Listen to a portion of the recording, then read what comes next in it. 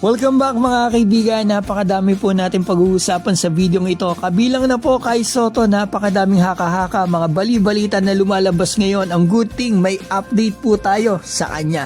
At pag-usapan din natin ang first vlog ko, panoorin nyo, mabilis lang to mga kaibigan. Nanood po ako ng Abra Weaver game, eto mga kaibigan. Nanood ng game ng Abra Weaver sa MPBL. Eto, sabihin na tayo.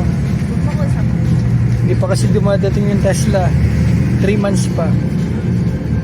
Eto, dumating na nga po tayo sa venue. Dito yan sa Pasay mga kaibigan. Cuneta Astrodome, sikat na sikat tong araw, laruan ng PBA. So eto, sinilip ko muna yung naglalaro pero wala pa yung Abra. Nandito pala sa dugout mga kaibigan.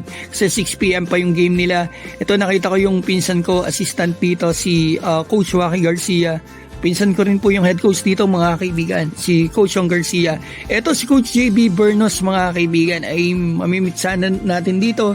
Pero unfortunately hindi po siya available kasi alam naman natin napakasipag po niyan para sa development ng Norte sa Abra mga kaibigan. So next time mga kaibigan sana makita natin siya. So ito warm up pa lang makikita natin sila Drex, ito sila Dave magkapatid, si Molina, grabe rin tong player na to mga kaibigan. Medyo magkamukha talaga kami sa personal at magkasinggalig mga kaibigan. At ito DJ Penner.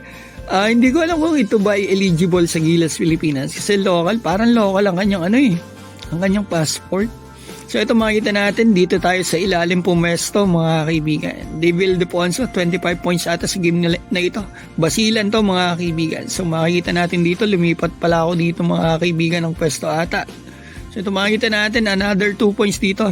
So halftime tayo. Yan ang pinsan ko mga kaibigan ng head coach ng Abra Weavers. 20 championship na yan mga kaibigan. At eto, nagpa-picture pala si Pingris nung makita yung asawa ko at talaga nga namang napakaganda, napaka-sexy ng asawa ko mga kaibigan. Talagang eto, ang mga player natin sa Abra makikita natin, talaga solid na solid. Nandito tayo sa likod nila para mas makita natin yung kanilang ginagawa. At eto mga fans, pinsan ko yan mga kaibigan, si Ate Joy, shoutout sa iyo. So ito makikita natin dito, talagang walang magawa ang Basilan kahit puro PBA players mga kaibigan. Lahat tambak sila ng 40, 110-40 ang score mga kaibigan. Grabe, ang ganda ng panonood natin mga kaibigan. At syempre yung pinaka-iniintay natin, eto, salamat po sa Abra Weavers at napasama tayo dito sa kanilang dinner after the game. At syempre mas na-meet natin, nakalala natin yung mga players kasi mostly hindi ko pa na-meet sila, nakikilala yung mga players dito. So ito, kumain muna tayo ng konti rito. Medyo pumaya tayo ngayon kasi meron po tayong iniinda mga kaibigan. So nagpa-picture yung mga players sa aking asawa na napakaganda, napakatangkad, napaka-sexy.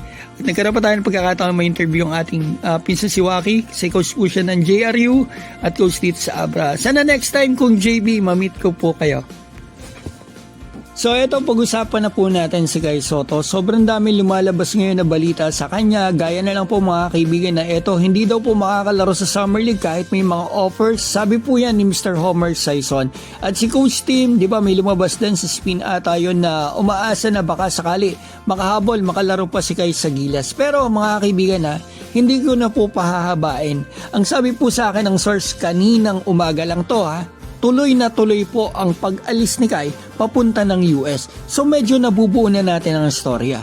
So malabo po yung gusto ng ilang fans na makahabol pa ito dito sa Gilas kasi pupunta nga po ito ng US. Pangalawa, hindi daw makakalaro sa Summer League mga kaibigan. So anong pupuntahan ni Kai doon? Ilan lang yan? NCAA, G-League, or pwede rin yung exhibitan contract sa NBA. Pero developing story po ito mga kaibigan. Kaya possible pa rin magkaroon ng changes depende sa kampo ni Kai kapag nandun na sila sa US especially. Basta supportahan po natin si Kai at wag po natin siyang i-bash kung hindi makalaro sa Gilas. Kasi Pilipinas din naman po ang dala niya doon sa bigger stage pa.